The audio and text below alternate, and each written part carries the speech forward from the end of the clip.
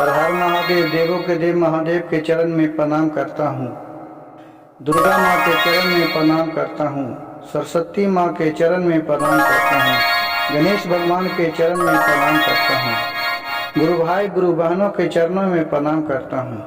भाई गुरु बहन, आज का बहुत ही सुंदर और अच्छा शिव चर्चा है। शिव चर्चा को ध्यान पूर्वक सुनिएगा और अंत तक सुनिएगा।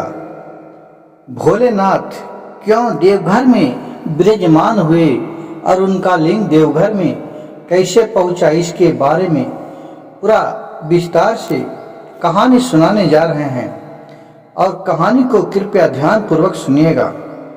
और भोलेनाथ लंका में क्यों नहीं गए और लंका नहीं जाने का कारण इस कहानी में आपको विस्तार से बताएंगे। बहुत समय पुराने जमाने की बात है, समय की बात है कि लंका एक सोना के नगरी होया करते थे।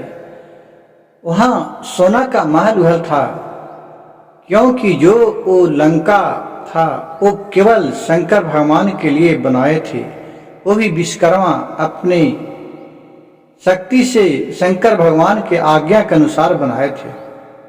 लेकिन जो रावण के दादा थे, उस घड़ी ब्राह्मण बहुत ही सर्वश्रेष्ठ मानते थे। तो वहाँ पूजा पाठ करने के लिए, गृहवास करने के लिए लंका में शंकर जी और पार्वती जी उन्हीं को निमंत्रण दिए थे, जिसमें पूजा पाठ किए। उसी को दान में उनके पूर्वजों ने, रावण के पूर्वजों ने लंका को मांग लिया दान में।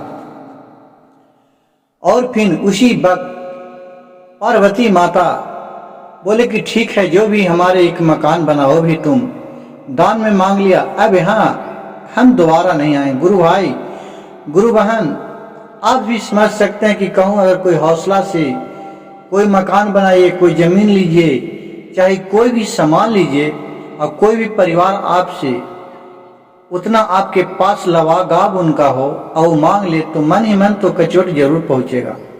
उसी तरह माँ पार्वती का बहुत ही मन कचोट पहुंचा था। फिर उसके पूर्वजों वहाँ सभी देवता देवी वहाँ नगरी में रहते थे। शंकर जी को मनाने के लिए कैलाश में रावण आए। रावण सोचे कि सब देवता देवी को तो अपने बस में यहाँ रख ले हूँ, यानी उतना पूजा पाठ करता था रावण, उतना ज्ञानी था कि जिससे जो देवता के कहता था उसका बात मानते थे। सोचे, बोले रावण की क्यों न चलते हैं, शंकर जी को भी अपने ला के नगर में स्थापना करते हैं, उनको भी अपने नगर में रखता हूँ। वहां से रावण शक्तिशाली है ये था, राजा है ये था। वो आया कैलाश पर और कैलाश पर बहुत पूजा पाठ किया शंकर भगवान के पूरे तहे दिल से। एकदम शंकर भगवान को व्यवस्थ कर दिया, एकदम उनको आने पड़ा सही रूप में। बोले कि बोलो क्या वर मांगता है, मांगो। तो रावण ने शंकर जी से बोला कि हम प्रभु आपको अपने देश में ले जाना चाहते हैं, आप हमारे देश में चलिए। अब ये बात सुनकर तो शंकर जी बोले कि ये तूने क्या कर दिया। कहे कि ठीक है चलेंगे, लेकिन लो मैं एक लिंग तुमको देता हूं। इस लिंग को शिवलिंग दिए, बोले कि इस लिंग को ले जाओ, अगर तुम सक्षम हो सकता है तो तू अपने देश तक ले जाके जहां जिस जगह पर इस शिवलिंग को रख देगा उसी जगह पर मैं सदैव रह जाऊंगा, वहां से फिर मैं नहीं आऊंगा। कहा कि ठीक है, मैं लेके चला जाऊंगा। रावण तो है ये था, तीनों लोक में सर्वश्रेष्ठ राजा और ज्ञानी भी था, क्योंकि नहीं ज्ञानी रहता तो नहीं बोलता कि मैं सोना में सुगंध ले ला दूंगा और आसमान तक सीढ़ी लगा दूंगा, क्योंकि उसके पास इतना बल और बुद्धि भी था। कहे शंकर जी ठीक है, वो कहा कि ठीक है। अब वहां से शंकर जी लिंग को दिए, ज्योतिर्लिंग को, और वहां से रामन लेके अपने नगर की ओर चल पड़ा। अब ये सब बात देखे पार्वती माता बहुत बेचैन होने लगे। अब पार्वती माता शंकर जी से बोल रहे हैं। यहाँ एक दोहा का भाव है, बहुत ध्यान से सुनिएगा। कौने कसुरबा भोले बाबनाथा हम हो जे कैलियो जी, और कौने हम कैलिए गलाती जी, और तू जे जाहू प्रभु लंका देशवा जी, और हम कैसे रहबै कैलास नगरिया जी। हे प्रभु, आप तो लंका देश जा रहे हैं, हमको यहाँ कैलाश नगर में छोड़ दे रहे हैं। मैं कैसे रहूँगा? मैं आपके बिना मैं एक क्षण भी नहीं रह पाता हूँ। मैं कैसे रह पाऊँगा? बहुत बिलखने लगी पार्वती माता और रोने लगी। भोलेनाथ बोल रहे हैं, चुप रहू मोरो औरनिया जी, और चली तू जाहो विष्णु लोकवा जी न, औ जाय के सुना बहुरनिया यहाँ के सब हालिया जी, और विष्णु जो करिया सब पैया जी न। की जाइए आप विष्णु लोक, विष्णु भगवान से हमारे जाने का कारण बताइए, वो सब उपाय कर देंगे। और फिर पार्वती माता विष्णु भगवान के पास चले गई। सब हाल विष्णु लोक में जाके माता पार्वती बोले विष्णु से और बहुत ही रोने लगे। विष्णु माता पार्वती से बोल रहे हैं, धरहु धीरजवा माता और करहु सबूरिया जी, अब हम लइबो भोला के छोराई जी। कहला धीरे धरा माता, मैं जा रहा हूँ भोलेनाथ के छोरा के लाता हूँ।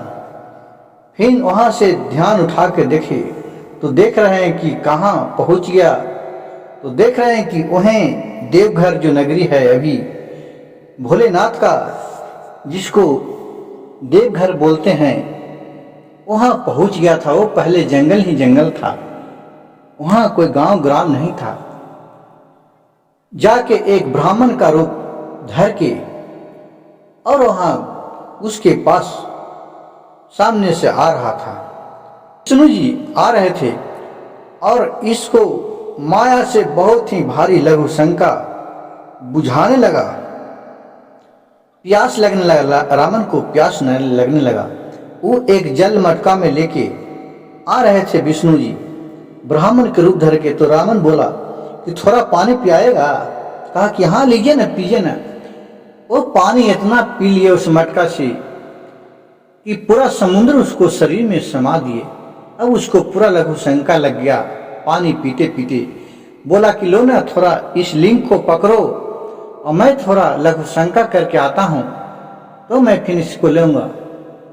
तो विष्णु बोले जो ब्राह्मण के रूप में थे, कहे ठीक है मैं पकड़ूंगा, लेकिन ज्यादा देरी नहीं पकड़ूंगा, क्योंकि मेरे गैया है जो उधर चल रहा है, मेरे गैया कन्हू भाग जाएगा।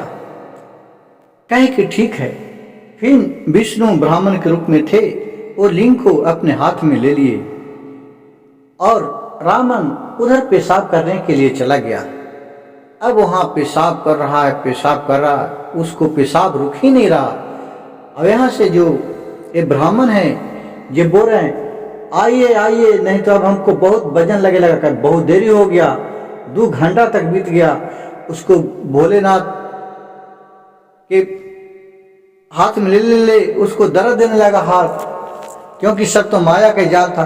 कहा कि जल्दी आइए आइए, नहीं तो मैं चला जाऊंगा, मैं चला जाऊंगा, मैं चला जाऊंगा, चिल्लाने लगा। और फिर ये उब करके अब ब्राह्मण उस लिंग को उसी जगह रख दिए और फिर वहां से अपना ब्राह्मण चले गए। इधर लिंग रखे, उधर रावण का पेशाब बंद हो गया। फिर वहां से आए तो देख रहा कि जमीन में लिंग रखा गया। ये तो कहा कि अब तो लिंग उठेगा नहीं। खूब अपना ताकत लगाया, हिलाया डुलाया, लेकिन वो नहीं लिंग उठा। रावण ने गुस्सा में आकर उसे बहुत कस के शंकर जी पर लात से मारा कि जिसे वो अंदर चले जाए, और वहां से फिर एक लात मारा, कहा कि चलो हमारे पास नहीं जाते रहो, तुम यहीं भरे पले रहो। और फिर उन्हें लिंग छोड़कर रावण अपने लंका को चले गया। जब से उस जगह बैजू धाम के नाम से प्रसिद्ध हो गया।